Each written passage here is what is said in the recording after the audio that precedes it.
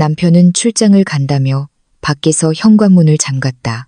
그의 차가 사라지자마자 전신마비인 줄 알았던 의붓아들이 갑자기 휠체어에서 일어나 가스밸브를 잠갔다. 아이는 나를 빤히 쳐다보며 속삭였다. 소리 지르지 마세요. 아빠가 일부러 우리를 태워 죽이려고 했어요. 영상을 시작하기 전에 어느 나라에서 이 영상을 보고 계신지 댓글로 알려주세요. 좋아요와 구독도 잊지 마세요. 고요한 아침, 고급 주택가의 정적을 검은색 제네시스 세단의 부드러운 엔진 소리가 갈랐다. 내 남편 준석은 하늘색 와이셔츠를 한 점의 주름도 없이 완벽하게 차려입고 있었다. 샌다루드와 시트러스가 섞인 그의 값비싼 향수 냄새가 아직 공기 중에 남아 그동안 나를 감싸던 안도감이라는 환상을 만들어내고 있었다. 내가 한 말 기억하지, 보라마, 내 사랑. 준석은 내 이마에 떨어진 머리카락 한 올을 부드럽게 쓸어 올리며 온화하게 말했다. 그의 손은 따뜻했다. 그의 손길은 언제나 나를 세상에서 가장 운 좋은 여자로 느끼게 했다. 이번 부산 출장은 딱 3일뿐이야. 어디 가지 말고. 민준이 상태로는 산책 데리고 나가기도 힘들고 혼자 두면 내가 걱정돼서 나는 순순히 고개를 끄덕였다. 네, 여보. 집에서 민준이 잘 보고 있을게요. 운전 조심해요. 알았어. 준석은 미소 지었다. 2년 전 나를 사랑에 빠뜨렸던 바로 그 미소였다. 부유하고 매력적인 자수성가한 미남이 나 같은 평범한 여자와 결혼하고 싶다고 했다. 그는 민준이가 휠체어에 미동도 없이 앉아있는 테라스 쪽을 보았다. 내 의붓아들은 10살이었지만 아이의 몸은 7살배기처럼 왜소했다. 민준이의 머리는 왼쪽으로 기운 채 늘어져 있었다. 침 한 줄기가 천천히 흘러내려 목덜미에 늘어난 셔츠를 적시고 있었다. 아이의 시선은 호흡을 꿰뚫는 듯 초점이 없었다. 의사들은 5년 전 아이의 친엄마의 목숨을 앗아간 사고의 후유증으로 뇌 손상이 심각하다고 했다. 아이는 전신 마비를 알아 말하지 못했고 불규칙한 눈 깜빡임으로만 반응했다. 민준이 잘 부탁해. 그녀에게서 남은 유일한 흔적이야. 준석은 갑자기 무거워진 아버지의 깊은 슬픔을 연상시키는 톤으로 말했다. 물론이죠, 여보. 민준이를 내 아들처럼 사랑해요. 나는 진심으로 대답했다. 준석은 내 뺨에 길게 키스하고 차에 올라탔다. 창문이 천천히 내려갔다. 아, 맞다. 현관문은 밖에서 잠갔어. 내 사랑. 어제 옆 블록에 도둑이 들었다는 뉴스가 있었거든. 예비 열쇠는 내 책상 서랍에 있지만 열쇠가 좀 뻑뻑해서 긴급 상황 아니면 열지 않는 게 좋아. 그래야 내가 일하는 동안에도 안심이 되지. 내 대답을 기다리지 않고 그는 우리의 궁전 같은 집을 바깥 세상과 격리하는 높은 문을 향해 차를 몰았다. 나는 그가 잠시 내려 굵은 쇠사슬을 철문에 감고 이어서 크고 무거운 자물쇠가 찰칵하고 잠기는 소리를 들었다. 차는 엔진을 걸고 모퉁이를 돌아 사라졌다. 정적, 준석이 떠나자마자 거대한 집이 숨막히게 느껴졌다. 나는 갑자기 가슴을 짓누르는 기묘한 불안감을 떨쳐내려 깊은 한숨을 내쉬었다. 아마도 일시적인 분리불안 증후군일 것이다. 남편이 출장을 갈 때 아내가 외로움을 느끼는 것은 당연하다. 나는 몸을 돌려 민준이에게 다가갔다. 가자, 아들, 안으로 들어가자. 바람이 차네. 민준이는 반응이 없었다. 아이의 눈은 여전히 아빠가 방금 잠근 문에 고정되어 있었다. 나는 그의 휠체어를 에어컨이 켜진 넓은 거실로 밀었다. 차가운 대리석 바닥이 우리의 실루엣을 비췄다. 젊은 계모와 자신의 몸에 갇힌 아이, 시계는 오전 10시를 가리키고 있었다. 일상이 시작되었다. 민준이의 기저귀를 갈고 죽을 먹이고 그림책을 읽어주는 것. 준석은 민준이의 시간표에 매우 엄격했다. 그는 사생활 보호를 이유로 우리가 간병인을 고용하는 것을 허락하지 않았다. 낯선 사람이 내 아들의 불행을 보는 걸 원치 않아. 한 번은 그가 그렇게 말했다. 11시경 내가 기사와 용에 대한 그림책을 읽고 있을 때 코에서 기묘한 냄새가 났다. 아주 희미해서 우리가 평소에 사용하는 라벤더 방향제와 섞여 바람을 타고 온 썩은 달걀 같은 냄새였다. 나는 책 읽기를 멈췄다. 민준아, 응가했니? 나는 반사적으로 물었다. 1시간 전에 막 갈았는데 기저귀를 확인했다. 깨끗했다.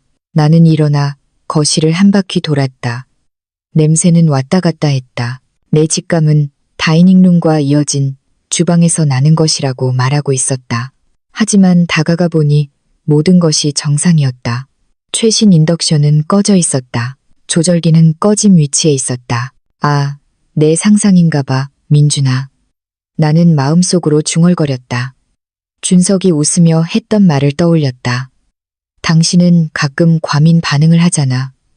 응, 수도꼭지를 잠그는 걸 잊어버리거나 열쇠를 잃어버리거나 그래서 내가 당신을 그렇게 지켜줘야 하는 거야. 그래, 분명 과민 반응일지도 혹은 외부 하수구 냄새가 환풍구를 통해 들어오는 것일지도. 나는 소파로 돌아와 책을 계속 읽었지만 15분 정도 지나자 머리가 무거워지기 시작했다. 오른쪽 관자놀이에 희미한 통증이 나타나 눈속까지 퍼졌다. 부자연스러운 졸음이 나를 덮치기 시작했다. 눈꺼풀이 뜨거워지고 그것을 뜨고 있는 것이 몹시 힘들었다. 이상하다. 어젯밤에 충분히 잤는데. 나는 민준이를 보았다. 아이는 여전히 미동도 하지 않았지만 무언가 달랐다. 평소 힘없이 늘어져 있던 아이의 팔이 지금은 주먹을 꽉 쥐고 있었다. 아니, 분명 근육 경련일 거야. 선생님이 경직은 흔한 일이라고 했어. 엄마, 물 한 잔 마시고 올게. 목이 마르다. 나는 민준이에게 말했다. 내 목소리마저 잠겨 있었다. 나는 억지로 몸을 일으켰다. 지금은 바닥이 흔들리는 것 같았다. 시야가 약간 흐려졌다. 냄새는 더 이상 희미하지 않았다. 지금은 코를 찌를 듯이 강했다. 코를 꿰뚫고 목구멍 깊숙이 파고들었다. 이것은 분명히 하수구 냄새가 아니었다. 가스 냄새였다. 공포가 몸을 타고 올라오는 것을 느끼며 나는 비틀거리는 발을 주방으로 끌고 갔다. 인덕션 아래 수납장에 둔 가스통을 확인해야 해. 심장이 격렬하게 뛰었다. 수납장 손잡이에 손을 뻗을 때 손이 떨렸다. 문을 여는 순간 슈 하는 부드러운 소리가 내 귀에 끔찍하게 울렸다. 가스 냄새가 내 얼굴을 세차게 덮쳤다. 밸브가 비뚤어져 있는 것 같았다. 제대로 연결되지 않았거나 일부러 느슨하게 풀린 것처럼. 세상에, 나는 숨을 참으며 비명을 질렀다. 나는 밸브를 돌리거나 뽑거나 그 치명적인 소리를 멈추게 할 무언가를 하려고 손을 뻗었다. 하지만 머리가 빙빙 돌았다. 몸이 휘청거리고 발은 젤리처럼 변했다. 나는 차가운 주방 바닥에 쓰러졌다. 폐 속의 산소가 급속히 고갈되는 것을 느꼈다. 시야의 가장자리부터 어둠이 침식하기 시작했다. 흐려져가는 의식 속에서 민준이가 떠올랐다. 민준이는 거실에 그대로 있었다. 민준이를 구해야 해. 하지만 나는 손가락 하나 움직일 수 없었다. 나는 무력하게 누워 폭발이나 중독의 형태로 죽음이 나를 덮치는 것을 기다렸다. 눈이 완전히 감기기 직전 휠체어 바퀴가 바닥을 긁는 소리가 들렸다. 그리고 발소리가 들렸다. 질질 끄는 발소리가 아니라 단호하고 빠르며 확실한 발소리였다. 누군가의 그림자가 내 위를 덮었다. 준석이 돌아왔나? 나는 억지로 눈꺼풀을 조금 열었다. 그 실루엣은 가스 밸브 위에 몸을 숙였다. 그의 손은 숙련되게 움직여 밸브를 돌려 딸깍하는 마른 소리를 내며 뽑아 멀리 던져버렸다. 슈 소리가 멈췄다. 그 실루엣은 몸을 돌려 나를 보았다. 민준이었다. 전신마비여야 할 아이가 지금 내 앞에 서서 차갑고 날카로운 표정으로 나를 내려다보고 있었다. 더 이상 침도 비뚤어진 목도 없었다. 그의 입술이 움직여 대리석을 울리고 내 피를 얼어붙게 하는 말을 속삭였다. 숨 참아요. 엄마, 아빠가 잊어버린 게 아니에요. 오늘 우리를 죽이려고 한 거예요. 신선한 공기가 폐로 세차게 밀려 들어와 눈물이 날 정도로 격렬하게 기침을 했다. 가슴이 안에서 큰 망치로 두들겨 맞은 것처럼 아팠지만 그 통증은 내가 아직 살아있다는 증거였다. 나는 아직 떨리는 팔꿈치에 기대어 일어나려고 했다. 눈앞의 광경은 모든 논리를 뒤엎고 있었다. 거실과 주방의 큰 창문이 지금은 활짝 열려 있었다. 강한 바람이 들어와 몇 분 전 나를 거의 죽일 뻔했던 가스 냄새를 씻어내고 있었다. 그리고 저기에 작은 실루엣이 있었다.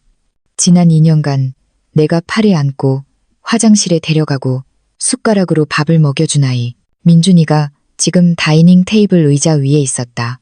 작지만 다부진 손으로 벽걸이 선풍기를 최고 속도로 조절해 공기순환을 가속하고 있었다. 그의 움직임은 숙련되고 계산적이었으며 신경 운동 손상을 입은 아이의 모습과는 전혀 달랐다. 민준아, 나는 나지막이 불렀다. 내 목소리는 아직 잠겨 있었고 목은 마르고 아팠다. 그가 돌아보았다. 매일 보던 공허한 시선과 비뚤어진 턱은 온데간데 없었다. 그의 얼굴은 지금 진지했다. 미간을 찌푸리고 나이에 맞지 않는 무서운 성숙함으로 나를 보고 있었다. 그는 의자에서 완벽하게 착지하며 뛰어내려 냉장고로 재빨리 걸어갔다. 차가운 생수 한 병을 꺼내 열어 내 옆에 무릎을 꿇었다. 마셔요, 엄마. 조금씩. 한 번에 마시면 토할 거예요. 그가 명령했다. 그의 말투는 단정적이고 차분했으며 매우 명료했다. 더듬거리거나 씹는 소리가 없었다. 병을 잡는 내 손은 격렬하게 떨렸다. 나는 그를 유령처럼 쳐다보았다. 가스가 나를 환각에 빠뜨린 걸까? 나는 죽은 걸까? 여기는 저승인가? 걸을 수 있니? 나는 한 모금 마신 후 더듬거리며 물었다. 언제부터? 어떻게 그런 일이? 민준이는 즉답하지 않았다. 그는 일어나 주방으로 가서 손에 무언가를 들고 돌아왔다. 그것은 방금 그가 제거한 가스 호스와 밸브였다. 이것에 집중해요, 엄마. 제 다리에 대한 질문은 나중에 해도 되지만 우리의 목숨은, 그가 냉정하게 말했다. 그는 호스 끝을 내 얼굴 가까이 가져왔다. 이것 보세요. 그의 작은 검지가 금속 클램프를 가리켰다. 이 클램프는 낡고 헐거워진 게 아니에요. 나사에 새로 생긴 긁힌 자국을 보세요. 일자 드라이버로 일부러 느슨하게 푼 거예요. 그리고 밸브 안에 고무 패킹이 없어졌어요. 나는 아직 어지러운 가운데 그의 말을 이해하려고 눈을 가늘게 떴다. 그러니까 아빠가 이것을 제대로 끼우는 걸 잊었다는 거니? 민준이는 코웃음을 쳤다. 그의 순진한 얼굴에는 한 번도 본 적 없는 냉소적인 미소가 입가에 선명하게 그려져 있었다. 아빠는 아무것도 잊지 않아요, 엄마. 아빠는 완벽주의자인 건축가예요. 책장에 책이 한 권이라도 기울어져 있으면 기분을 상해요. 아들과 아내의 목숨이 걸린 일을 잊어버리는 게 논리적이라고 생각하세요? 내 심장은 더 이상 가스 때문이 아니라 등골을 타고 올라오는 얼음 같은 공포로 빠르게 뛰었다. 그러니까 일부러 그랬다는 거니? 가스 누출, 밖에서 잠근 문, 출발 전에 모든 창문을 닫고 안전을 위해 집에서 나가지 말라고 금했죠. 민준이는 숙련된 형사처럼 사실을 열거했다. 만약 제가 아빠가 생각하는 것처럼 정말 마비 상태였다면, 그리고 엄마가 가스에 정신을 잃었다면 냉장고 모터나 전등 스위치에서 나오는 작은 불꽃 하나로 이 집을 폭파시켰을 거예요. 쾅! 민준이는 나를 빤히 쳐다보았다. 모두 사고라고 생각할 거예요. 가스를 잠그는 것을 잊은 주부의 부주의. 아빠는 돌아와 기자들 앞에서 울고, 그리고 지난달에 갱신한 엄마의 생명보험금을 수령하겠죠. 나는 격렬하게 머리를 흔들었다. 눈물이 쏟아지기 시작했다. 부정은 나의 마지막 방어선이었다. 아니야, 민준아. 준석은 나를 사랑해. 좋은 남편이야. 나와 만나기 전에도 몇 년 동안 너를 혼자 돌봤잖아. 돌본 게 아니었어요, 엄마. 민준이가 거칠게 말을 가로막았다. 그의 목소리는 억눌린 분노로 떨리고 있었다.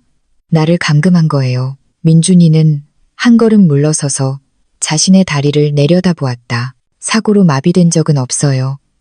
다리가 부러졌어요. 네. 하지만 엄마가 돌아가시고 1년 후에는 완전히 나았어요. 하지만 깨달았죠. 만약 내가 건강해 보이고 똑똑해 보인다면 엄마와 같은 운명이 될 거라는 걸. 무슨 소리 하는 거니? 나는 공포에 떨며 속삭였다. 엄마는 교통사고로 죽은 게 아니에요. 차의 브레이크가 고장난 건 호스를 잘랐기 때문이에요. 나는 뒷좌석에 있었어요. 우리가 출발하기 전에 아빠가 차 밑에서 무언가를 만지작거리는 것을 봤어요. 나는 살아남았지만 엄마는 아니었어요. 민준이는 깊은 숨을 내쉬었다. 그날 이후 나는 죽은 척하기로 결심했어요. 나는 장애가 있고 무해한 인형이 되었어요. 살인자는 식물인간에게 흥미를 느끼지 않으니까요. 그렇죠? 나는 손으로 입을 막았다. 몸이 격렬하게 떨렸다. 이야기는 너무 끔찍해서 현실이라고는 믿을 수 없었다. 하지만 내 머릿속에 퍼즐 조각이 맞춰지기 시작했다. 준석의 때때로 과보호적인 태도, 내가 일하는 것을 금지한 것, 내 친구들로부터 미묘하게 고립시킨 것, 갑자기 전화벨 소리가 우리 사이의 긴장을 깨뜨렸다. 소리는 거실 테이블 위에 내 휴대폰에서 났다. 민준이는 재빨리 그쪽을 향했다.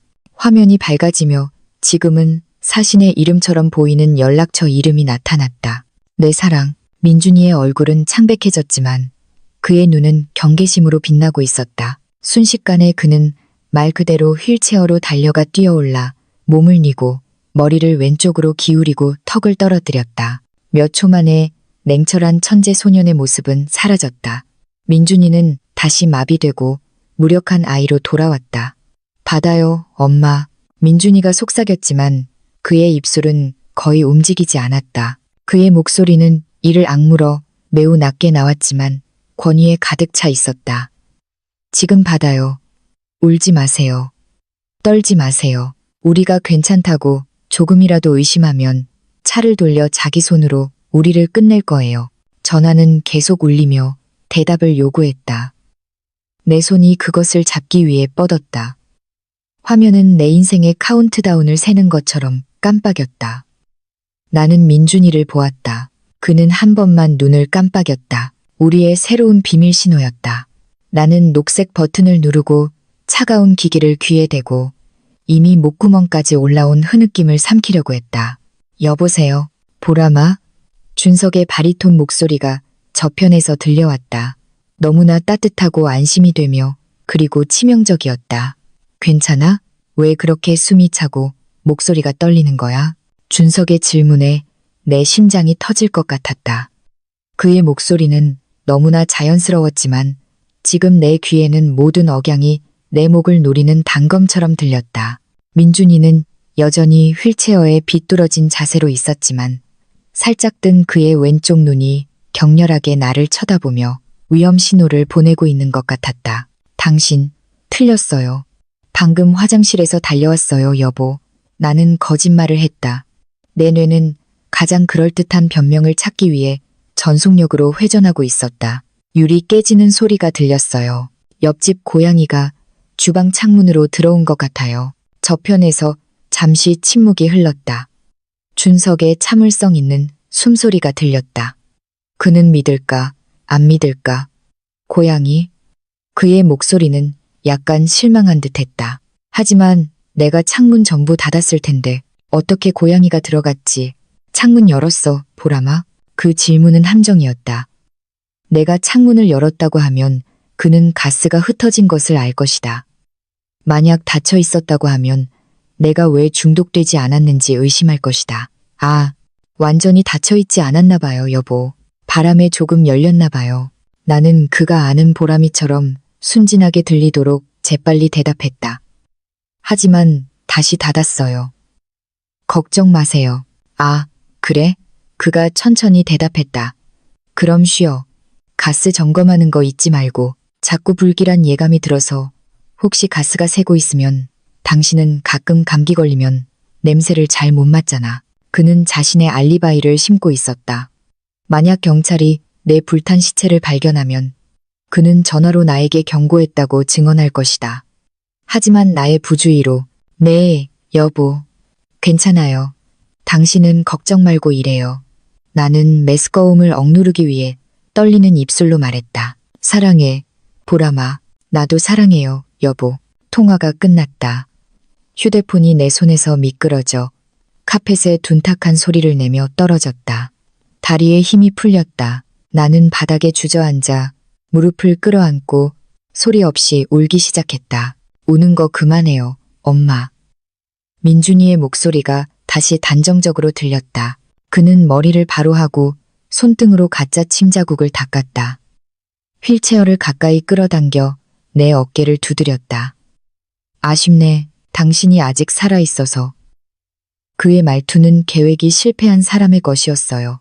나는 그의 손을 거칠게 뿌리쳤다. 충격으로 감정이 불안정했다. 그만해, 민준아. 아빠에 대해 그렇게 말하지 마. 어쩌면 밸브가 낡았을지도 몰라. 당신 엄마 일에 대해 착각했을지도 몰라. 준석은 다정한 사람이야. 가난한 집에서 나를 구해줬어. 새로운 인생을 줬다고. 당신을 거기서 구한 건 당신이 고아라서 죽어도 당신을 찾을 친척이 없기 때문이에요. 민준이가 갑자기 쏘아붙였다. 아이의 목소리가 넓은 거실에 울려 퍼져 내 울음소리를 억눌렀다. 민준이는 깊은 피로가 깃든 표정으로 나를 보았다. 왜 당신이 이웃사람이나 친구를 사귀는 것을 금지했다고 생각해요? 왜 당신의 모임에 가는 것을 싫어했죠? 왜 당신과 결혼하기 한 달 전에 모든 가사도우미를 해고했죠? 나는 침묵했다. 그 모든 질문에는 준석이 항상 나에게 주었던 대답이 있었다. 우리만의 사생활을 지키고 싶어.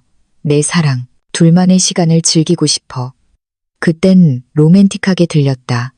지금은 감옥의 고립처럼 들렸다. 아직도 부정하는군요. 민준이는 반바지 주머니에 손을 넣었다. 내가 손수건밖에 들어있지 않다고 생각했던 주머니였다. 그리고 작은 검은 물체를 꺼냈다. 소형 디지털 녹음기였다. 아빠가 내가 휠체어에 앉은 생명 없는 고기 덩어리라고 생각하는 동안 그는 내 앞에서 자유롭게 전화했어요. 민준이가 재생 버튼을 누르며 말했다. 준석의 목소리가 작은 기기에서 선명하게 들려왔다. 녹음은 며칠 전인 것 같았다. 네, 변호사님. 보험 증권은 이미 유효합니다. 완벽합니다. 가정 내 사고로 사망 시 총액 10억 원이군요. 알겠습니다. 다음 주에 모든 것이 준비되도록 확인하겠습니다. 도박 빚을 갚으려면 그 돈이 빨리 필요하거든요. 아, 다루기 쉬워요. 아주 순진하게 빠져 있죠. 내 세상이 무너져 내렸다. 그 호화로운 집의 천장이 내 위로 무너져 내리는 것 같았다. 순진하게 빠져 있죠. 라는 말은 너무나 상처 주는 경멸적인 톤으로 발음되었고 우리가 함께 코미디 프로그램을 볼 때 듣던 그 부드러운 웃음소리가 동반되었다. 내가 숭배하던 남편, 나를 구해줬다고 믿었던 왕자님은 도박빚에 허덕이는 괴물에 불과했다. 메스꺼움이 덮쳤다. 위가 뒤집혔다. 가스 때문이 아니라 나를 덮친 잔혹한 현실 때문이었다. 나를 순진하다고 했어. 나는 공허하게 속삭였다. 아니에요. 민준이가 재빨리 말을 가로막았다. 그는 내 손을 꽉 잡았다.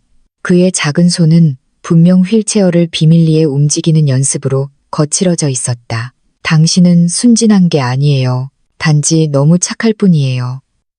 그리고 나쁜 사람들은 항상 착한 사람들을 이용하죠. 민준이는 벽시계를 보았다. 새로운 문제가 생겼어요. 엄마. 그가 의심하고 있어요. 왜 당신이 중독되지 않았는지. 분명 우리를 감시하고 있을 거예요. 감시라니? 고속도로에 있는데? 나는 정신을 차리려고 혼란스럽게 물었다.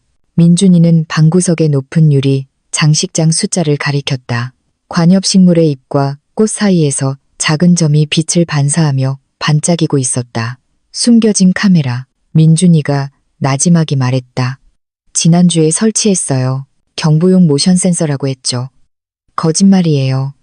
그의 휴대폰과 직결된 카메라예요. 피가 얼어붙었다. 나는 본능적으로 카메라 쪽을 볼 뻔했다. 보지 마세요. 민준이가 낮은 목소리로 외쳤다. 그는 내 손을 당겨 내가 머리를 숙이게 했다. 아마 지금쯤 당신이 왜 전화를 받을 수 있었는지 앱으로 보고 있을 거예요. 만약 내가 서 있는 것을 보거나 당신이 완전히 건강한 것을 보면 자신의 계획이 완전히 실패했다는 것을 알 거예요. 어떻게 해야 하지? 나는 패닉에 빠져 물었다. 쇼를 보여주죠.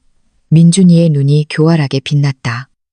당신이 서서히 죽어가고 있다고 믿게 만들어야 해요. 당분간 돌아오지 않도록 그가 이겼다고 느끼게 하는 거예요. 내가 대답하기 전에 내 휴대폰이 다시 진동했다.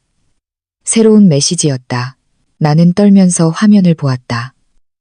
준석에게서였다. 내 사랑 보람아. 거실 카메라가 새까맣게 보여. 정전됐나? 불 좀 켜봐. 아, 민준이가 괜찮은지 보고 싶어서. 민준이가 내 어깨 너머로 메시지를 읽었다. 그의 얼굴이 굳었다. 우리를 시험하는 거예요. 그가 속삭였다. 정전이 아니에요. 원격으로 적외선 기능을 꺼서 화면을 어둡게 보이게 하는 거예요. 당신을 카메라 앞으로 움직이게 하려는 유인책이에요. 민준이가 나를 보았다. 그리고 재빠른 움직임으로 자신의 셔츠 옷깃을 조금 찢어 흐트러뜨려 보였다. 엄마, 제 뺨을 때려요. 그가 명령했다. 제 뺨을 때리고 소파에 쓰러져요. 가스 때문에 심하게 어지럽고 감정 조절이 안 되는 척해요. 저 카메라 앞에서 나에게 소리 질러요. 지금 내 손이 공중으로 올라갔다. 뼈를 떨게 하는 도덕적인 무거움이 입술에 떨렸고 내 앞에서 민준이는 가슴을 부풀렸다. 그의 눈은 도전적이었고 동시에 애원하듯이 나를 보고 있었다. 해요 엄마. 지금 하지 않으면 우리는 죽어요. 그가 나지막이 말했다. 나는 눈을 감고 입술이 터질 때까지 깨물고 손을 휘둘렀다. 뺨을 때리는 소리가 조용한 방에 울렸다. 내 손바닥은 불타는 듯 했지만 마음은 더 아팠다. 민준이의 얼굴이 옆으로 돌아갔다. 그의 뺨은 즉시 붉어졌다. 순식간에 민준이는 표정을 바꿨다. 입을 크게 벌리고 가슴이 찢어질 듯한 숨 막히고 애처로운 신음이 그의 목에서 터져나왔다. 가짜 눈물 혹은 통증으로 인한 진짜 눈물이 그의 뺨을 타고 흘렀다. 그는 다시 불쌍한 장애아가 되었다. 나는 즉시 내 역할에 몰입했다. 가스로 인한 실제 어지럼증을 연기의 기반으로 삼았다. 나는 모든 공포와 분노를 토해내며 히스테릭하게 외쳤다. 조용히 해, 민준아, 조용히 해. 나는 머리를 감싸고 외쳤다. 나는 숨겨진 카메라가 있는 장식장 앞에서 비틀거리며 걸었다. 머리가 아파. 너 때문에, 이 냄새 때문에 미칠 것 같아. 나는 소파에 쓰러져 불안하게 몸부림치며 쿠션을 내리쳤다. 준석, 도와줘. 머리가 깨질 것 같아. 나는 카메라 마이크가 포착할 수 있을 만큼 충분히 큰 소리로 지리멸렬하게 말했다. 고통스러운 몇 초가 지났다. 테이블 위에 내 휴대폰이 진동했다. 나는 숨을 헐떡이며 그것을 집었다. 내 사랑으로부터의 메시지였다. 보람아, 무슨 일이야? 카메라로 보니 소리 지르고 있던데. 아프면, 어지러우면 소파에서 좀 자. 민준이에게 화내지 마. 불쌍하잖아. 놀라겠다. 창문, 문 열지 마. 알았지? 혹시 밖에 나쁜 놈들이 있을지도 몰라. 곧 돌아갈게. 보람아. 하지만 차가 막히네. 나는 떨리는 손으로 메시지를 읽었다. 그는 보았다. 연극을 보았다. 그리고 가장 무서운 것은 나에게 자라고 문을 열지 말라고 한 것. 남은 독성가스를 내가 죽을 때까지 계속 들이마시라는 미묘한 장치였다. 여전히 휠체어에서 흐느끼던 민준이는 내가 휴대폰을 놓는 것을 보자 천천히 울음을 그쳤다. 그는 눈으로 왼쪽을 가리켜 신호를 보냈다. 나는 그의 시선을 따랐다. 그는 우리가 오랫동안 사용하지 않은 보조 주방과 직원용 화장실로 이어지는 복도를 가리키고 있었다. 안전한 곳이에요. 민준이가 소리 없이 속삭였다. 나는 살짝 고개를 끄덕였다. 여전히 연기하며 나는 일어섰다. 토할 것 같아. 나는 큰 소리로 신음했다. 비켜, 민준아.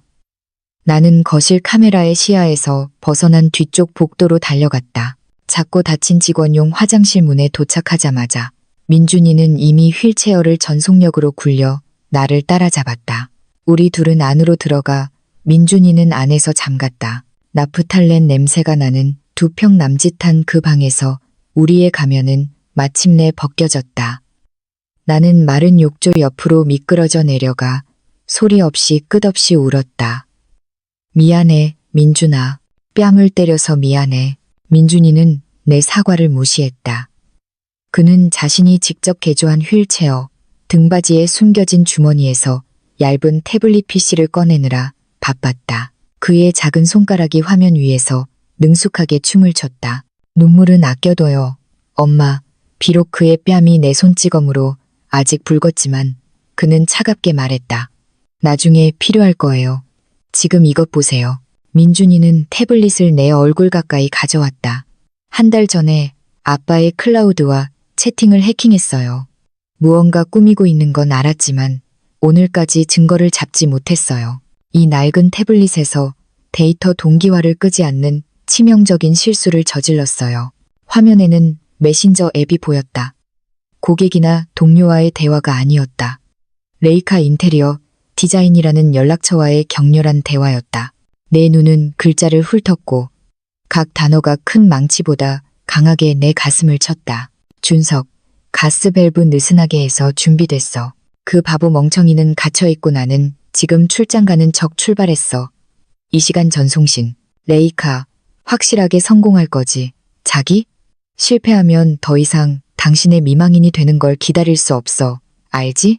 다음 주 파리행 비행기 표는 이미 예약했단 말이야. 준석, 걱정 마, 자기. 보람이는 순진해서 아무것도 의심 안 해. 만약 가스로 죽지 않으면 기절했을 때 내가 소파 옆 테이블에 둔 아로마 캔들을 일부러 쓰러뜨릴 거야. 집은 잿더미가 될 거고 우리는 보험금을 챙겨 유럽에서 결혼하는 거야. 보람이는 바이바이. 레이카. 정말 나쁜 애, 당신. 하지만 그게 좋아. 사랑해. 나의 미래의 억만장자 남편. 준석.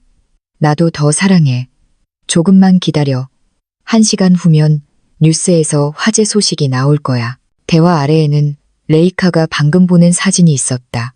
붉은 선이 있는 임신 테스트기였다. 레이카, 자기에게 주는 보너스. 주니어가 오고 있어. 내 세상은 말 그대로 어두워졌다. 2년간의 내 사랑, 내 헌신, 그의 아들을 돌보는 내 진심. 이 모든 것이 이런 잔혹한 살인 계획으로 돌아왔다. 그는 돈 때문에 나를 죽이려고 했을 뿐만 아니라 다른 여자와 그녀의 새로운 아이로 나를 대체하기 위해 나를 죽이려고 했다. 그리고 그는 자신의 아들 민준이를 멍청이라고 불렀다. 가슴의 압박감은 더 이상 슬픔이 아니었다. 그것은 다른 무언가로 변했다. 뜨겁고 불타오르며 날카로운 무언가. 나는 화면을 빤히 쳐다보며 지옥 같은 단어 하나하나를 기억에 새겼다. 눈물은 멈췄다. 이전에 거친 숨결이 지금은 차분했지만 무겁고 깊었다. 엄마? 민준이가 나지막이 불렀다. 아마도 내 갑작스러운 표정 변화에 놀라서 나는 의붓아들을 보려고 몸을 돌렸다. 더 이상 달콤하고 약한 보람이는 존재하지 않았다. 더 이상 순종적인 보람이는 없었다. 민준아, 내 목소리는 낮고 공포가 아니라 냉철한 복수심으로 떨리고 있었다. 이 태블릿, 지금 우리를 녹화할 수 있니? 민준이는 혼란스럽게 고개를 끄덕였다. 네, 왜요? 나를 녹화해. 나는 명령했다. 나는 마지막 남은 눈물을 거칠게 닦았다. 네, 우리는 도망치지 않을 거야. 그리고 도망치지도 않을 거야. 나는 손톱이 손바닥을 파고들 정도로 주먹을 꽉 쥐었다. 그는 이 집이 불타는 것을 보고 싶어 했어. 좋아. 그에게 정말 받아야 할 불을 보여주자. 그 작은 화장실에서 나오는 것은 무기 없이 전쟁터로 돌아가는 것과 같았다. 열린 창문 덕분에 가스 냄새는 거의 사라졌지만 배신의 악취가 지금 집안 구석구석에 스며들어 있었다. 기억해요, 엄마. 민준이가 내 블라우스 소매를 부드럽게 당기며 속삭였다. 당신은 강한 보람이가 아니에요. 가스에 중독되어 어지럽고 반쯤 의식을 잃은 보람이에요. 눈을 흐릿하게 하고 카메라를 똑바로 보지 마세요. 나는 힘없이 고개를 끄덕였다. 나는 비틀거리는 걸음으로 우리의 비극의 무대인 거실 소파를 향했다. 머리를 헝클어뜨리고 몇 가닥을 땀에 젖은 뺨에 붙였다. 내 얼굴은 화장할 필요도 없이 이미 창백했다. 남편이 나를 죽이려 했다는 사실을 아는 것만으로도 피가 마르기에 충분했다. 내가 소파에 쓰러지자마자 테이블 위에 휴대폰이 길게 진동했다. 이전에 나를 미소 짓게 했던 특별한 벨소리가 지금은 죽음의 사이렌처럼 들렸다. 내 사랑의 영상통화. 그는 확인하고 싶었다. 무서웠다. 받아요. 민준이가 명령했다. 그는 즉시 내 바로 뒤에 휠체어에 위치하고 부서진 인형으로 돌아갔다. 내 손은 녹색 카메라 아이콘을 누를 때 격렬하게 떨렸다. 준석의 얼굴이 화면에 나타났다. 그는 차 안에 있었다. 고속도로 배경이 빠르게 움직이고 있었다. 그의 얼굴, 세상에. 그의 얼굴은 여전히 똑같이 매력적이었고 매우 설득력 있는 걱정스러운 미소로 장식되어 있었다. 만약 내가 레이카와의 메시지를 읽지 않았다면 그의 표정을 보고 녹았을 것이다. 세상에, 보라마, 창백해 보여. 그가 화면에서 나를 보자마자 외쳤다. 그의 목소리는 놀란 것 같았지만 지금 열린 내 눈은 그의 시선에 담긴 기대의 성광을 포착했다. 나는 쓰게 느껴지는 침을 삼켰다. 준석. 나는 목소리가 갈라지는 채 신음했다. 더 이상 못 참겠어. 당신. 너무 어지러워. 토할 것 같아. 무슨 일이야? 아직 가스 냄새가 나? 그가 재빨리 물었다. 냄새가 머릿속에서 맴돌아. 나는 화면을 보지 못하도록 눈을 감고 낮게 대답했다. 그냥 자고 싶어. 너무 졸려. 준석의 입꼬리가 살짝 움직였다. 거의 알아챌 수 없는 미소였지만 나는 보았다. 그는 기뻐하고 있었다. 그는 졸음이 저산소증의 징후라고 생각하고 있었다. 죽음 직전에 치명적인 산소 부족. 아, 보라마. 억지로 일어나려고 하지 마. 그가 비단처럼 부드러운 목소리로 말했다. 아마 그냥 긴 휴식이 필요한 거겠지. 거기서 소파에서 자. 알았지? 움직이지 마. 그러면 기운이 날 거야. 긴 휴식. 그는 나에게 영원히 잠들라고 말하고 있었다. 하지만 나는 휴대폰 카메라를 살짝 뒤로 돌려 눈이 초점을 잃고 입을 반쯤 벌린 채 쓰러져 있는 민준이를 보여주었다. 응, 민준이가 밥을 못 먹었어. 아, 상관없어. 준석이 거칠게 말을 가로막았다. 그의 목소리는 약간 크고 초조했다. 민준이는 강해. 조금 흔들려도 견딜 수 있어. 중요한 건 너야. 자, 보라마. 나를 위해 쉬어. 그래. 눈물 한 방울이 내 뺨을 타고 흘렀다. 연기가 아니었다.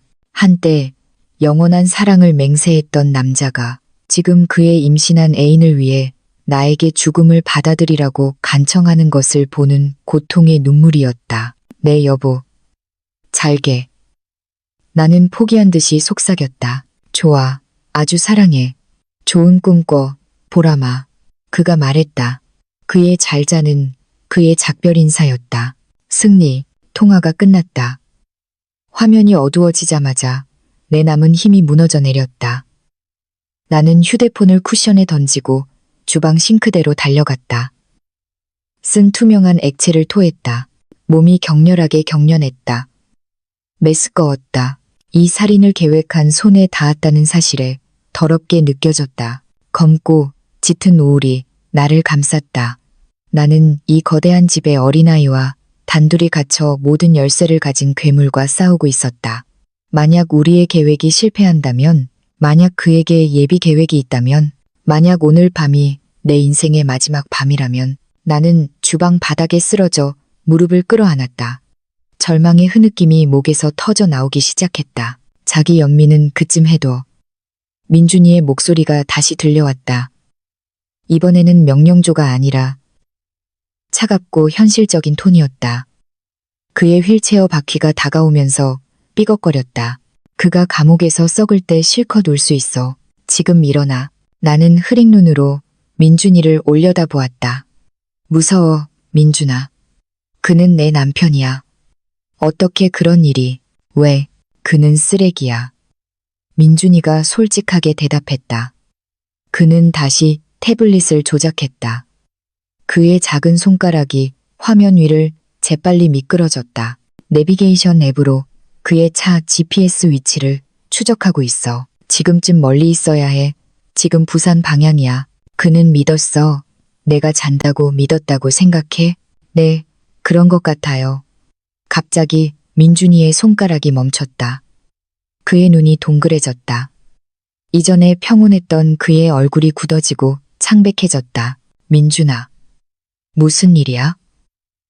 나는 공기가 무겁고 짙어지는 것을 느끼며 물었다. 민준이는 침을 삼켰다. 그는 태블릿을 들어 깜빡이는 빨간 점이 있는 디지털 지도를 나에게 보여주었다. 엄마, 그의 목소리가 처음으로 떨렸다. 이 점이 아빠 차예요. 나는 눈을 가늘게 떴다. 그래서 지금 멀리 갔잖아. 아니요. 민준이는 천천히 머리를 흔들었다. 그는 겁에 질려 나를 보았다. 방금 고속도로 첫 번째 출구로 나갔어요. 그리고 지금 점이 방향을 바꿨어요. 이쪽으로 돌아오고 있어요. 내 심장이 순간 멎었다. 그는 알았어. 민준이가 속삭였다. 당신의 연기에서 무언가 그를 납득시키지 못했거나 아니면 영상 통화에서 당신 뒤에 창문이 살짝 열려 있는 것을 눈치챘을지도 몰라. 그는 출장을 가는 게 아니야. 민준이는 벽시계를 보고 나를 보았다. 20분 안에 여기 도착할 거야. 그리고 그가 도착해서 우리가 화재도 없이 살아있는 것을 보면 다시는 가스를 사용하지 않을 거야. 자기 손으로 우리를 끝낼 거야. 20분 후 나는 속삭임으로 비명을 질렀다. 아드레날린이 약해져 있던 내 다리를 타고 흘렀다. 도망쳐야 해. 민준아, 지금 당장 여기서 나가야 해. 뒷마당을 넘거나 아파트 경비원에게 소리치거나 소용없어요, 엄마. 민준이가 나의 맹목적인 패닉에서 나를 끌어내며 외쳤다. 경비실은 1km 떨어져 있어요. 뒷마당 벽은 높고 철조망이 쳐져 있어요. 그리고 정문은 잊었어요. 쇠사슬로 잠갔어요. 우리는 갇혔어요. 그럼 포기하고 그에게 우리를 죽이게 하라는 거야? 나는 절망적으로 물었다. 민준이는 머리를 흔들었다. 아이의 얼굴이 굳어졌다. 그의 시선은 더 이상 아이의 것이 아니라 궁지에 몰린 병사의 것이었다. 아니요, 도망치지 않을 거예요. 그를 맞이합시다. 민준이는 휠체어를 텔레비전 아래 장식장으로 재빨리 돌렸다. 이것을 움직이는 것을 도와줘요, 엄마. 빨리. 나는 묻지 않았다. 남은 힘을 모두 사용해 무거운 티크 가구를 밀었다. 뒤쪽 벽에 나사가 헐거워진 낮은 환풍구가 있었다. 그릴을 빼요. 민준이가 명령했다. 나는 금속 그릴을 뽑아냈다. 안에는 작년에 잃어버렸다고 생각했던 준석의 낡은 낚시 도구 상자가 있었다. 그에게 주는 작은 서프라이즈용이라고 민준이가 상자를 열며 중얼거렸다. 나는 내용물을 보고 눈을 휘둥그레 떴다. 낚싯바늘이나 낚싯줄은 없었다. 상자 안에는 민준이가 비밀리에 모은 것들이 들어있었다. 작은 망치, 녹슨 칼, 향수병과 고추로 만든 수제 페퍼 스프레이. 그리고 가장 놀라운 것은 휴대용 테이저건이었다. 이거 어디서 구했어? 나는 공포에 떨며 속삭였다. 아빠 거예요. 차에서 호신용으로 샀어요. 6개월 전 그가 취한 밤에 훔쳤어요. 새 차고에서 잃어버렸다고 생각할 거예요. 민준이가 총의 충전 상태를 확인하며 재빨리 설명했다. 지지직하는 파란 전기 스파크 소리가 무섭게도 안심이 되게 울렸다. 배터리는 만땅이에요. 민준이는 나에게 테이저건을 건넸다. 이것 받아요, 엄마. 이것이 당신의 유일한 기회예요. 그가 다가오면 망설이지 마세요. 쓰러질 때까지 버튼을 눌러요. 나는 떨리는 손으로 차가운 물체를 잡았다. 내 남편에게 매일 밤 나를 안아주던 남자에게 해를 가해야 한다는 상상이 뒤집혔다. 하지만 우리를 산채로 태우려 했던 그의 메시지를 떠올리자 내 의심은 사라졌다. 이제 계획을 들어요. 민준이가 나를 빤히 쳐다보았다. 우리는 그를 공격할 수 없어요. 거실에 카메라가 있어요. 분명 들어오자마자 녹화를 확인해서 우리가 어디에 있는지 알려고 할 거예요. 그래서 우리는 사각지대에 숨을 거예요. 직원용 화장실은 너무 좁아요. 계단 아래 식품 저장고에 숨을 거예요. 어둡고 좁고 가장 중요한 것은 카메라의 시야각에서 벗어나 있다는 거예요. 만약 그쪽으로 가지 않으면 민준이의 미소가 교활했다. 왜냐하면 내가 휠체어를 식품 저장고 문 앞에 쓰러뜨려 둘 거거든요. 내가 넘어져서 거기에 들어갔거나 당신이 나를 데리고 숨었다고 생각할 거예요. 계획은 교묘하고 미친 것이었다. 우리는 특수부대처럼 재빨리 움직였다. 거실의 어지러움을 조금 치워 정상을 보이게 했다. 민준이는 힘들게 휠체어에서 뛰어내렸다. 우리는 빈 휠체어를 반쯤 열린 식품 저장고 문 앞에 쓰러뜨려 패닉의 환상을 만들었다. 민준이와 나는 어둠 속으로 들어갔다. 우리는 식품 상자 사이 중앙 조리대 뒤에 몸을 숙였다. 내 숨결이 거칠었다. 민준이가 내 손을 꽉 잡았다. 그의 손바닥은 차가웠다. 5분이 지났다. 정적. 10분. 벽시계의 똑딱거리는 소리만이 시한폭탄처럼 울렸다. 15분. 진입로의 자갈의 타이어 소리가 났다. 심장이 터질 것 같았다.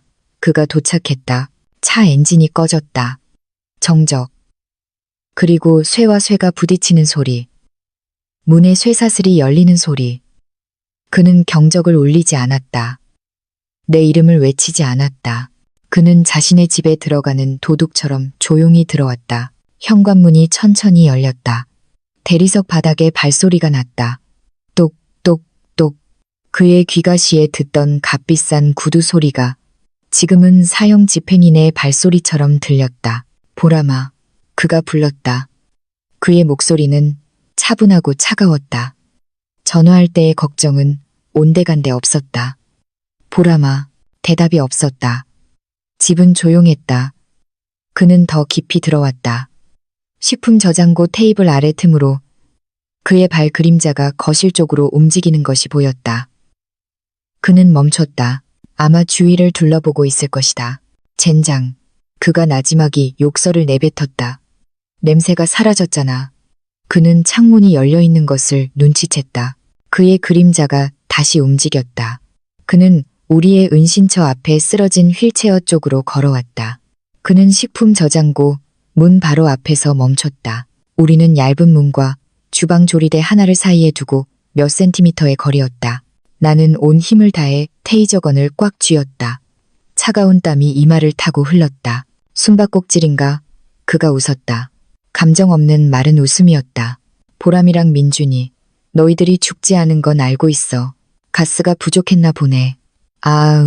갑자기 무겁고 금속적인 물체가 쿵 하는 큰 소리를 내며 바닥에 떨어졌다.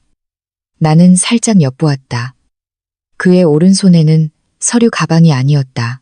그는 빛 아래에서 빛나는 긴 십자 모양의 쇠지렛대를 들고 있었다.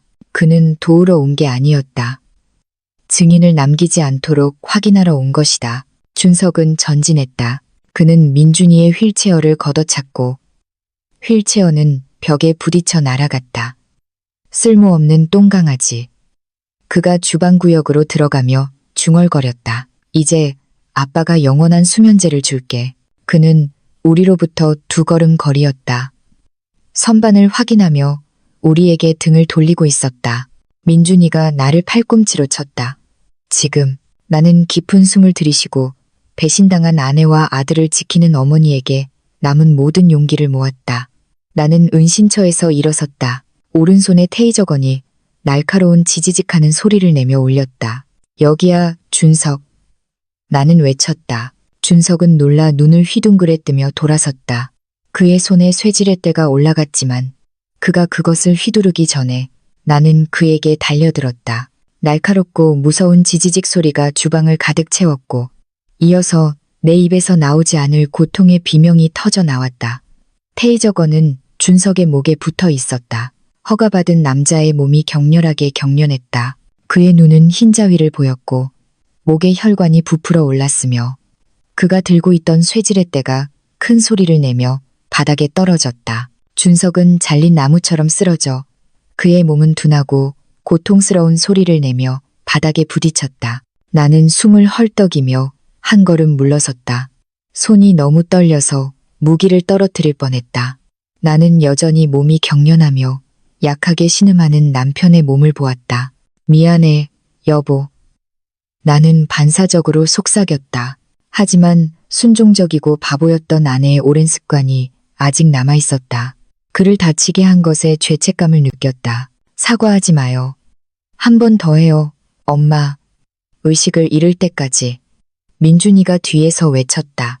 민준이의 외침은 나를 현실로 되돌렸지만 한순간 늦었다. 내가 두 번째 충격을 가하려고 전진하려 할 때 준석의 손이 번개처럼 움직여 내 발목을 잡았다. 그의 악력은 강철의 족쇄 같았다. 이 암캐 같은 년. 그가 거칠고 섬뜩한 목소리로 중얼거렸다. 준석은 내 다리를 당겨 나를 끌어당겼다.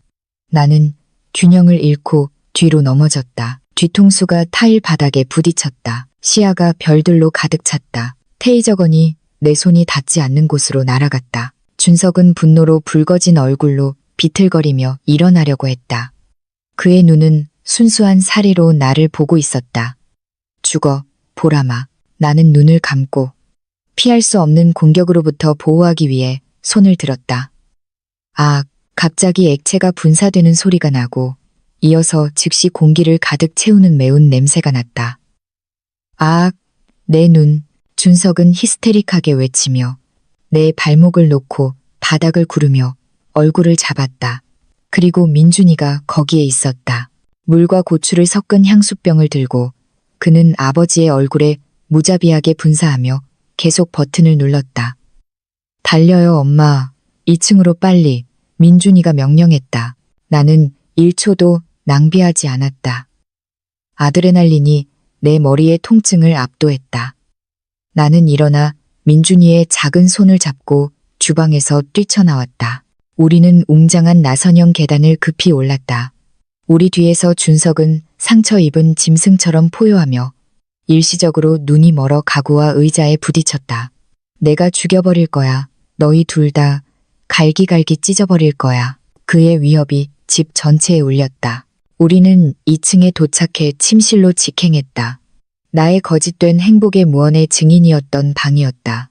나는 뜨거운 티크 문을 쾅 닫고 이중 잠금을 걸었다. 그것으로 만족하지 않고 나는 무거운 화장대를 끌어 문을 막았다. 우리의 거친 숨결이 조용한 방에 울렸다. 나는 침대에 기대어 바닥에 주저앉았다. 몸이 통제 불능으로 떨렸다. 공포가 다시 찾아왔다. 이번에는 더 격렬하게. 우리는 갇혔다. 이 방의 창문에는 고정된 쇠창살이 있었다. 유일한 출구는 지금 막은 문이었다. 그리고 그 문 뒤에는 환한 괴물이 있었다. 우리는 죽을 거야, 민준아. 우리는 죽을 거야. 나는 무릎을 끌어안고 질이 멸렬하게 말했다. 그가 문을 부술 거야. 우리를 천천히 죽일 거야. 그리고 민준이가 절뚝거리며 다가왔다. 그의 작은 발은 맨발로 달려 타박상을 입고 있었다. 그는 울지 않았다. 그는 진지하게 나를 보았다. 포기하는 거예요? 그가 차갑게 물었다. 우리에게는 더 이상 무기가 없어. 테이저건은 아래에 두고 왔잖아. 나는 흐느꼈다. 민준이는 깊은 숨을 내쉬고 나를 얼어붙게 하는 행동을 했다. 그는 내 뺨을 때렸다. 강하지는 않았지만 놀라서 울음을 그칠 정도였다. 나를 봐요, 엄마. 그가 외쳤다. 나를 봐요. 나는 그 10살배기의 눈을 보았다. 어머니의 죽음에 대한 수년간의 복수심이 깃든 눈이었다. 보람이는 주방에서 죽었어야 했어. 만약 아직도 열정적으로 기다리는 약한 여자라면 말이야. 우리는 오늘 밤 죽을 거야. 아빠는 멈추지 않을 거야. 그는 이미 내 다리가 정상이라는 것을 봤어.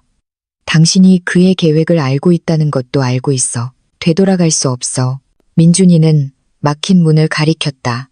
저 문 뒤에는 더 이상 당신의 남편은 없어. 당신의 돈을 원하는 낯선 남자야.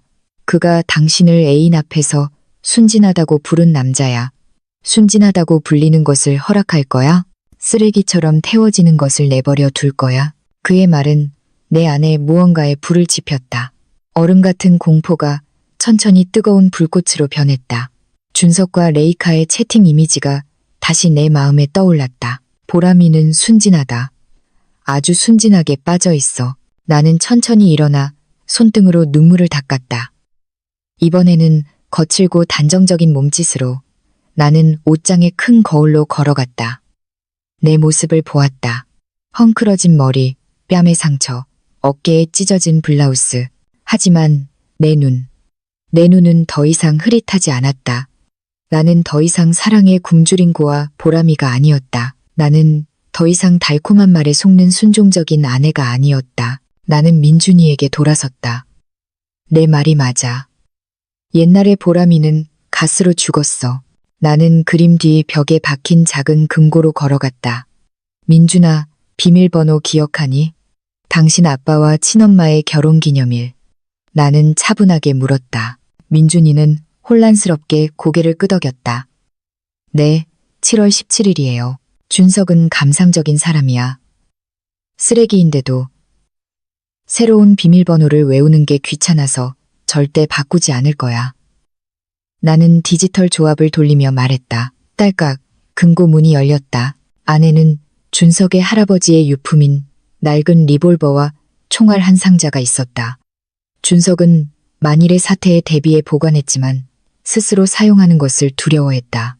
나는 무겁고 차가운 쇳덩어리를 집어들었다. 내 손은 더 이상 떨리지 않았다. 전쟁을 원했지? 나는 약실을 확인하며 중얼거렸다. 만탄이었다. 전쟁을 주자. 하지만 내가 무기를 쥐고 승리의 햇살을 느낀 그 순간 내 코에 익숙한 냄새가 났다.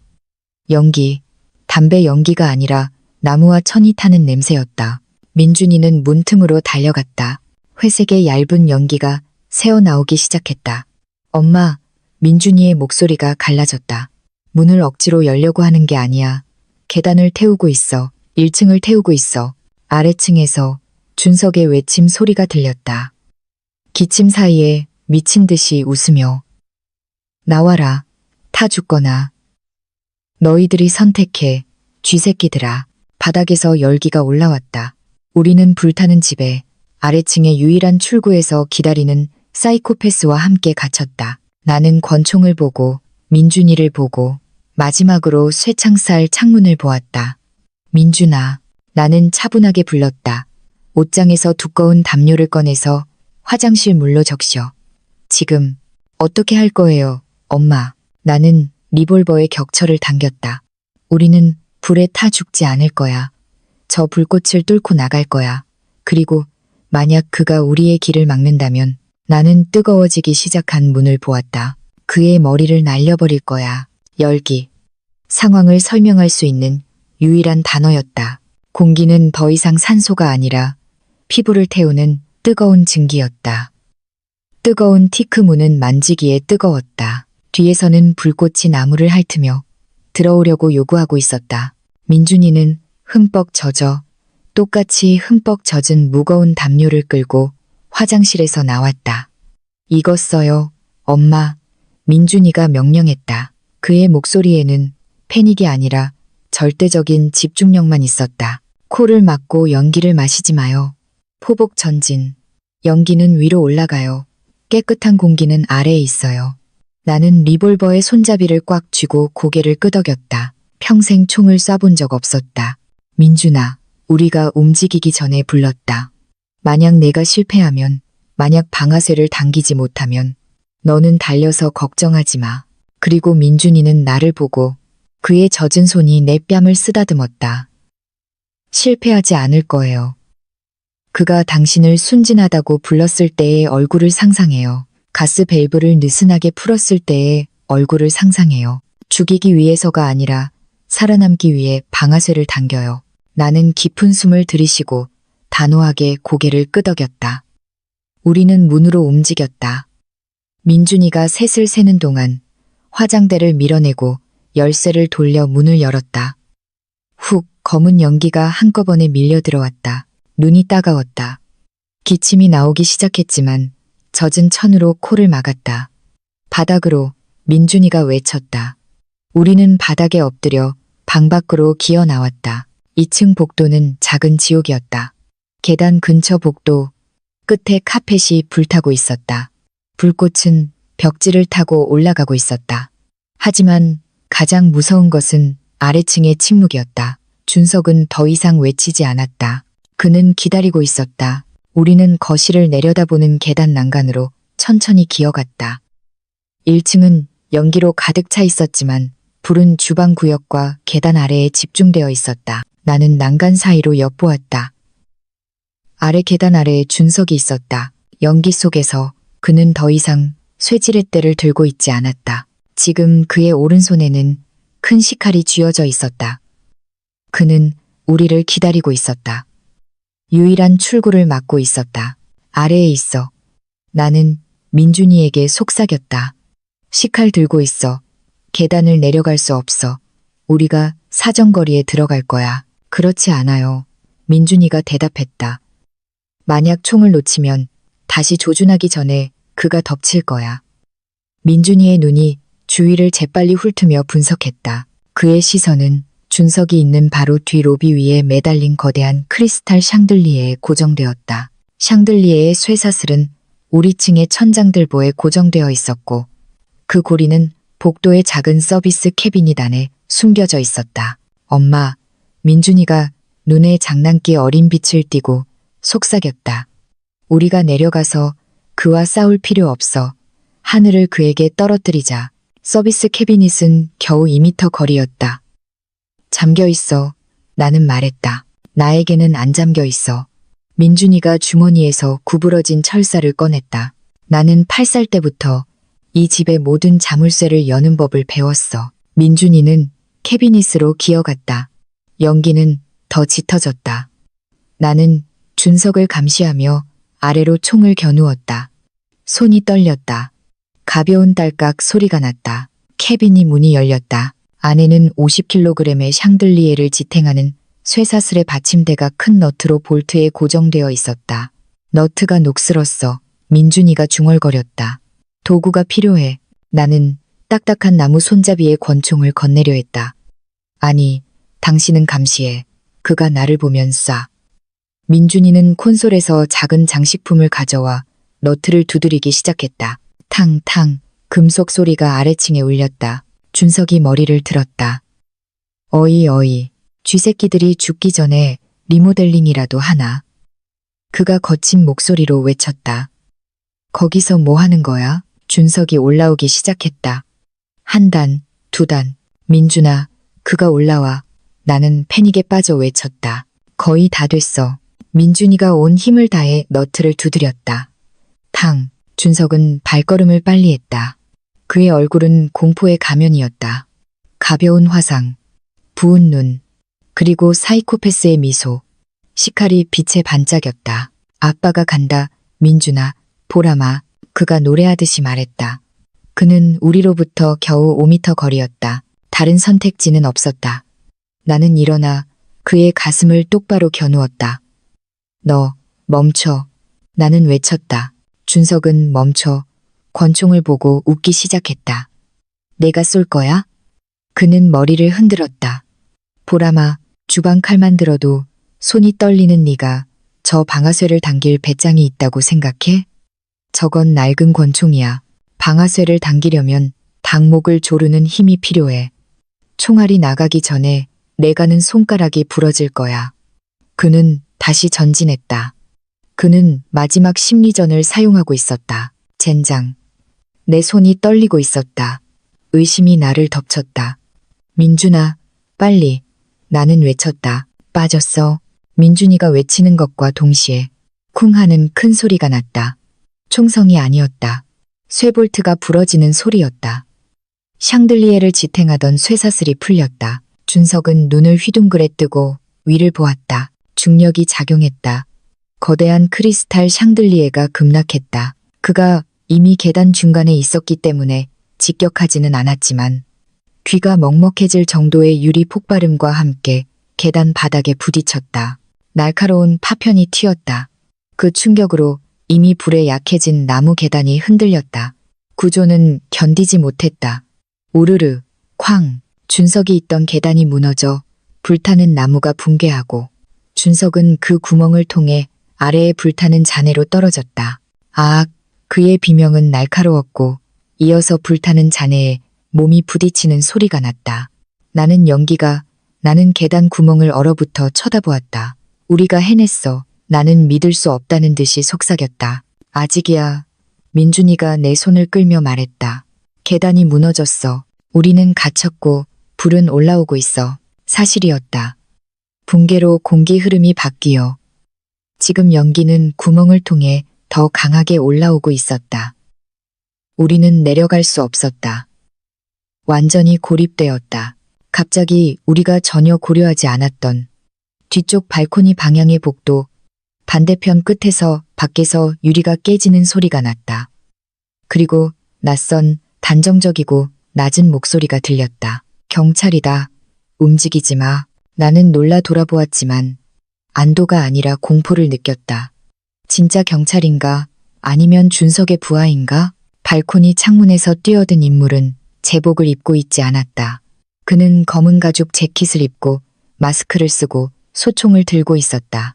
그는 나를 똑바로 겨누었다. 총 내려놔. 부인, 지금 쏘지 마. 도와주세요. 민준이의 외침이 긴장을 깨뜨렸다. 가죽 재킷의 남자는 총을 살짝 내렸다. 그의 날카로운 눈이 민준이를 보고 이어서 나를 보았다. 그는 손을 들어 재킷 안에 쇠사슬에 걸린 경찰 배지를 보여주었다. 경찰청 사이버 수사과입니다. 10분 전에 민준군이 우리 사이버 범죄 수사대에 구조 신호와 실시간 위치를 보냈습니다. 그 남자가 말했다. 총을 내려놔요. 당신들을 구하러 왔습니다. 무릎에 힘이 풀렸다. 권총이 바닥에 떨어졌다. 이쪽으로, 빨리. 천장이 무너질 거야. 경찰관이 명령했다. 그는 우리에게 달려와 민준이를 팔에 안고 내 팔을 잡아당겼다. 우리는 뒤쪽 발코니로 뛰쳐나왔다. 차가운 밤 공기가 얼굴을 때렸다. 아래 정원은 빨갛고 파란 불빛의 바다였다. 소방차, 경찰차, 구급차, 우리는 소방관이 펼친 비상사다리를 내려왔다. 내 발이 잔디에 닿자마자 몇 명의 구급대원이 우리에게 달려와 따뜻한 담요로 덮었다. 다친 곳은 없으세요, 부인. 한 간호사가 내 상처를 살피며 물었다. 나는 불타는 집을 빤히 쳐다보며 머리를 흔들었다. 불타오르는 현관문에서 비틀거리는 실루엣이 나왔다. 준석이었다. 그의 값비싼 옷은 피부에 달라붙은 불탄 누더기였다. 그의 매력적인 얼굴은 붉고 물집이 생겼으며 그을음으로 검게 변해 있었다. 그는 살아있는 시체처럼 보였다. 보라마, 그의 외침은 고통이 아니라 순수한 분노였다. 그는 구급차 옆에 나를 보았다. 미친 아드레날린이 그에게 고통과 수십 명의 경찰을 무시하게 했다. 그는 절뚝거리며 나에게 달려왔다. 그의 손에는 식칼이 여전히 굳게 쥐어져 있었다. 멈춰, 무기 내려놔. 경찰들이 일제히 외쳤다. 준석은 그들을 무시했다. 그의 붉고 부은 눈은 나만 보고 있었다. 내가 모든 것을 망쳤어. 내 보험금, 내 인생. 그가 수십 명의 증인 앞에서 포효했다. 조용히 죽었으면 좋았을 텐데. 저 똥강아지랑 같이 타 죽었으면 좋았을 텐데.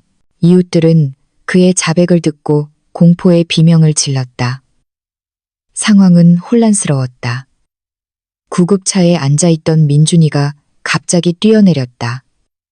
더 이상 연기하지 않았다. 그는 단호한 걸음걸이로 경찰의 통제선을 뚫고 내 앞에 서서 작은 팔을 벌려 나를 보호했다.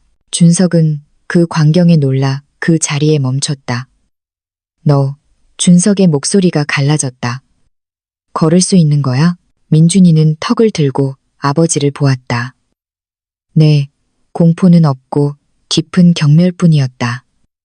네, 아빠, 걸을 수 있어요. 민준이가 명확하고 큰 목소리로 대답했다. 달릴 수도 있고, 말할 수도 있고, 당신의 모든 살인 계획을 녹음할 수도 있어요. 민준이는 태블릿을 들었다. 화면이 경찰차의 스피커에 무선으로 연결되어 밝아졌다. 준석과 레이카의 대화 녹음이 주택가 전체에 울려 퍼졌다. 보람이는 순진하다. 우리는 보험금을 챙겨 유럽에서 결혼하는 거야. 보람이는 바이바이. 모두가 침묵했다. 이웃들의 얼굴에 공포가 퍼졌다. 준석은 화상 아래에서 창백해져 한 걸음 물러섰다. 그의 비밀이 드러났다. 그는 처음으로 애원하며 나를 보았다. 보람아, 내 사랑. 저건 농담이었어. 나는 한 걸음 앞으로 나아가 민준이를 지났다. 나는 한때 사랑했던 남자의 눈을 똑바로 보았다. 보람이라고 부르지 마. 나는 얼음처럼 차가운 목소리로 말했다. 당신이 결혼했던 그 바보 같은 여자는 저기서 죽었어. 여기 있는 건 당신이 죽을 때까지 감옥에서 썩도록 할 증인이야. 준석이 히스테릭하게 외쳤다. 그는 다시 시칼을 들었다. 나에게 향한 마지막 자살 공격이었다. 빵! 경찰의 경고 사격이 하늘에 울렸지만 그것은 더 큰 다른 폭발음에 묻혔다. 쾅! 그 모든 악몽의 근원이었던 주방의 가스통이 마침내 열에 굴복했다. 폭발이 집을 흔들었다. 충격파가 준석의 등을 쳐 그를 경찰관들 무리 앞에 얼굴부터 쓰러뜨렸다. 천장이 무너져 내려 밤하늘에 불기둥을 쏘아 올렸다. 집은 파괴되었다. 끝. 준석은 움직이지 못하고 바닥에서 신음했다. 경찰들이 그에게 달려가 물집이 생긴 손목에 차가운 수갑을 채웠다. 박준석 씨, 살인미수, 보험 사기, 가정 내 폭력 혐의로 체포합니다. 나는 그들이 내 남편을 동물처럼 경찰차로 끌고 가는 것을 조용히 지켜보았다. 그는 마지막으로 나를 보았다. 그의 시선은 공허하고 부서지고 패배했다. 나는 시선을 피하지 않았다. 그가 사라질 때까지 쳐다보았다. 작은 손이 내 손을 잡았다. 나는 아래를 보았다. 민준이가 나에게 희미하게 미소 짓고 있었다. 끝났어요, 엄마. 그가 속삭였다. 나는 그를 세게 껴안았다. 그래, 아들, 끝났어. 하지만 내 눈이 군중을 훑는 동안 내 시선은 길가에 멈춘 빨간 세단에 고정되었다.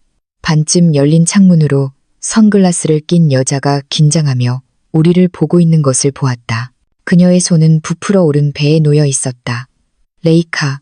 그녀는 모든 것을 보았다. 그리고 우리의 시선이 마주쳤을 때 그녀는 재빨리 창문을 올리고 그 자리를 도망쳤다. 나는 눈을 가늘게 떴다. 준석의 죄는 청산되었지만 저 여자와 우리의 문제는 아직 끝나지 않았다. 6개월 후 판사의 망치 소리는 어떤 음악보다 달콤하게 들렸다. 본 법정은 피고 박준석에 대해 살인미수 및 보험사기죄로 유죄를 선고합니다. 피고에게 징역 20년을 선고합니다. 법정은 웅성거림으로 가득 찼다. 카메라 플래시가 피고석에 주저앉은 남자에게 향했다. 준석은 더 이상 왕자님처럼 보이지 않았다. 얼굴의 절반은 흉터로 덮여 있었다. 그의 절뚝거림은 심각했다. 아이러니하게도 아들의 마비를 연기했던 그는 지금 진짜 장애인이 되었다. 그는 나를 보았다. 그의 패배한 눈이 내 눈과 마주쳤다. 내 시선에는 증오가 아니라 차가운 허무뿐이었다. 내 옆에는 민준이가 작은 정장을 입고 똑바로 앉아 있었다. 교도관들이 그의 아버지를 데려갈 때 그는 내 손을 꽉 잡았다. 우리 옆을 지날 때 준석이 멈췄다. 보람아. 그의 목소리는 부서진 속삭임이었다. 민준이 잘 부탁해. 나는 희미하게 미소 지었다. 말 안 해도 그럴 거야. 왜냐하면 나는 그의 엄마니까. 당신이 생각했던 그 바보 같은 아내가 아니라 그의 진짜 엄마. 준석은 고개를 숙였고 그가 끌려가기 전에 그의 부서진 뺨을 눈물 한 방울이 타고 흘렀다. 밖으로 나올 때 우리는 레이카와 마주쳤다.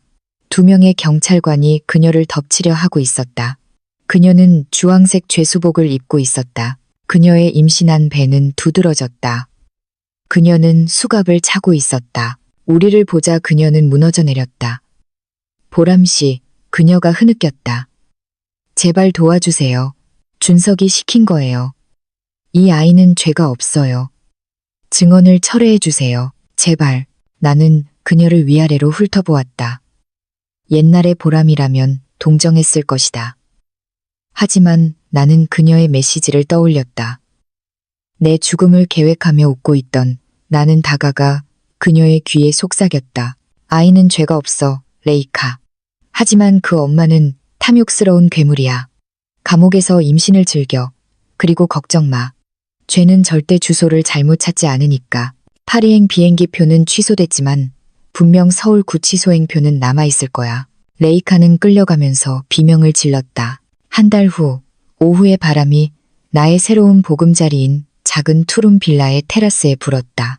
잔디밭에서는 민준이가 우리가 방금 입양한 골든 리트리버 강아지와 놀고 있었다. 그의 웃음소리는 순수한 활력이었다. 엄마, 보세요. 그가 손을 흔들며 외쳤다. 그가 내 옆에 앉았다. 오늘 밤은 뭘 축하할 거예요? 나는 큰 봉투를 꺼냈다. 안에는 새로운 출생 증명서와 나의 입양 판결문이 들어 있었다. 민준이의 이름에 그의 아버지의 독이 있는 성은 더 이상 붙어 있지 않았다. 지금 그에게는 우리가 함께 선택한 새로운 이름이 있었다. 이것을 축하할 거야. 나는 말했다. 오늘부터 너는 법적으로 내 아들이야. 의붓이 아니라 그냥 우리 둘. 그리고 민준이는 자신의 새로운 이름을 불렀다. 그의 입술이 떨렸다. 시스템을 해킹하고 수제 무기를 만드는 천재 소녀는 다시 작고 왜소한 아이가 되었다. 그는 온 힘을 다해 나를 껴안았다. 고마워요, 엄마. 고마워요. 나를 포기하지 않아줘서 고마워요. 그가 내 뺨에 기대어 흐느꼈다. 나를 구해줘서 고마워요. 나는 그의 머리를 쓰다듬었다. 내가 너에게 고마워, 아들. 나는 속삭였다. 내가 나를 구했어, 아들. 내가 나를 긴 잠에서 깨워줬어. 내 휴대폰이 진동했다. 뉴스 알림이었다. 아내 살인미수 건축가 박준석 교도소에서 사망 발견, 유서 남겨. 나는 순간 얼어붙었다. 민준이가 화면을 보았다. 침묵. 나는 휴대폰 화면을 끄고 테이블에 엎어놓았다. 눈물도 슬픔도 없었다. 끔찍한 책의 완전한 끝맺음 뿐이었다. 안으로 들어가자, 민준아. 나는 그에게 손을 내밀며 말했다. 배고프다. 내가 아주 좋아하는 된장찌개 끓여줄게. 문 잠그는 거 잊지 마. 민준이는 나를 보고 밝게 웃으며 내 손을 잡았다. 알겠습니다, 엄마. 이번에는 이 집에 부서진 자물쇠는 더 이상 없을 거예요. 우리는 따뜻하고 밝은 집으로 들어갔다. 어두운 과거의 문을 닫고 마침내 정말 우리의 것이 된 인생의 문을 열면서 이 영상을 시청해 주셔서 감사합니다. 어느 나라에서 보고 계셨는지 댓글로 알려주세요. 좋아요와 구독도 잘 부탁드립니다.